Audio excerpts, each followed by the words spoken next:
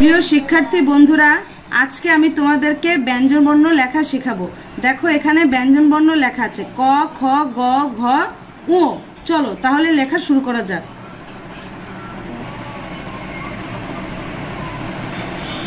হ্যাঁ, দেখো এখানে একটি মার্কস দেওয়া আছে, এই যে এই গোলটা, এই যে অ্যারো দেওয়া আছে, এখান থেকে আমরা এরকম ভাবে যাব।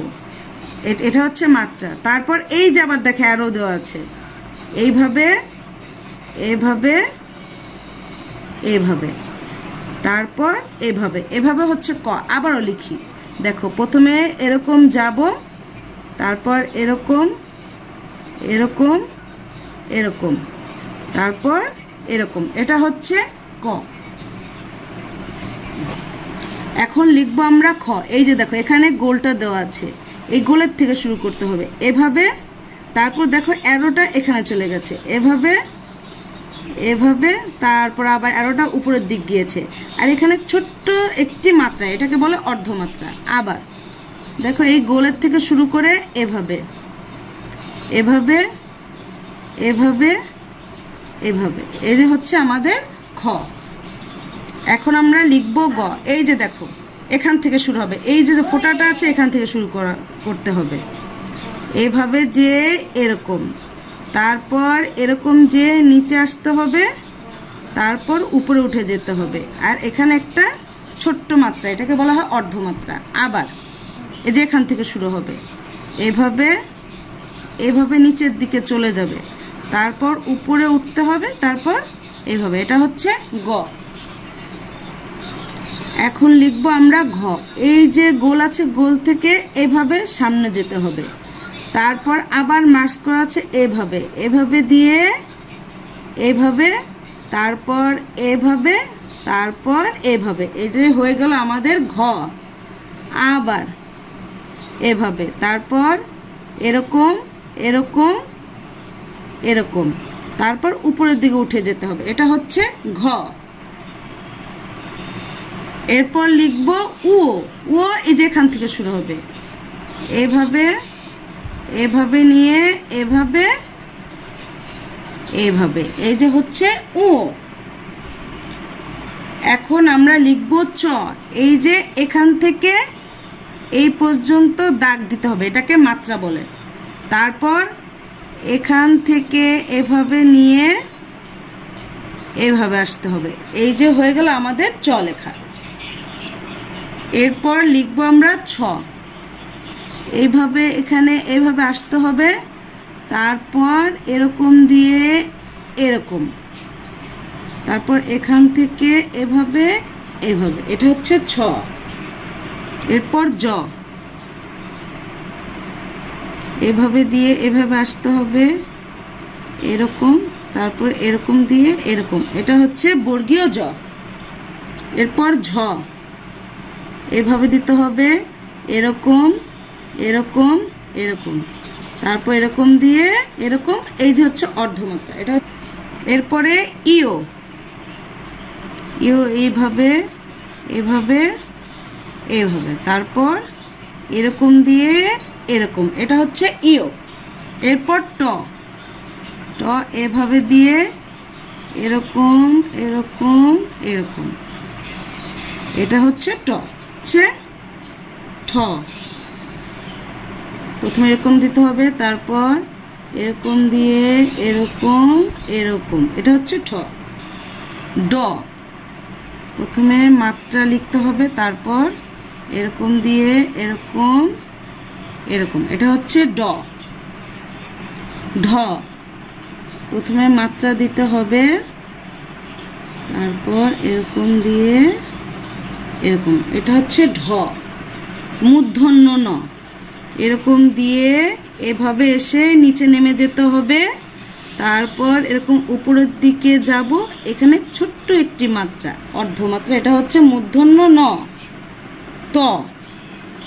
প্রথমে এরকম, তারপর এভাবে এরকম দিয়ে এরকম, এটা হচ্ছে ত। থ। এরকম দিয়ে এরকম, তারপরে এরকম এরকম, এই যে একটা ছোট দাগ, এটা হচ্ছে অর্ধমাত্রা থ। দ প্রথমে মাত্রা, তারপর এরকম দিয়ে এরকম দ।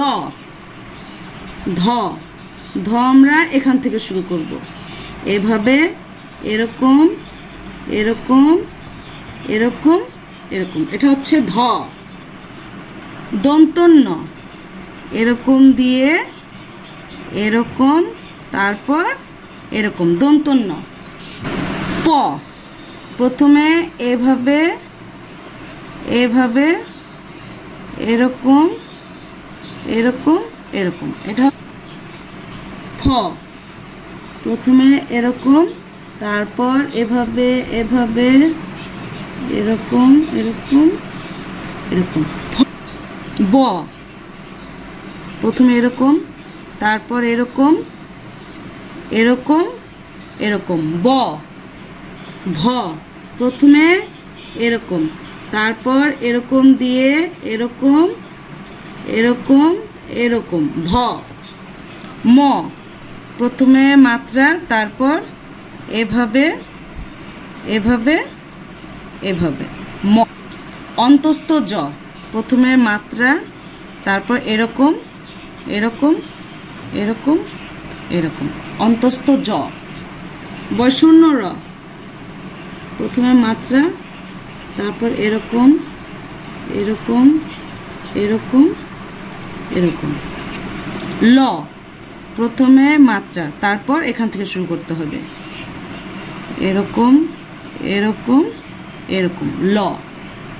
তালব্য স এখান থেকে শুরু করতে হবে, এখান থেকে এভাবে এভাবে এভাবে নিয়ে এরকম এরকম। মূর্ধন্য স প্রথমে মাত্রা লিখতে হবে, তারপরে এভাবে এভাবে এভাবে, তারপর এভাবে মূর্ধন্য স। দন্ত স প্রথমে মাত্রা, তারপর এভাবে এভাবে এভাবে দন্ত স। ডয়শূন্য র প্রথমে মাত্রা, তারপর এরকম এভাবে এভাবে ডয়শূন্য র। ঢয়শূন্য র প্রথমে মাত্রা, তারপর এভাবে ঢয়শূন্য র। অন্তস্থ অ প্রথমে মাত্রা, তারপর এভাবে এভাবে এভাবে এভাবে নিচে একটি গোল, এটা হচ্ছে অন্তস্থ অ। খণ্ডত খণ্ডতা এভাবে শুরু করতে হবে,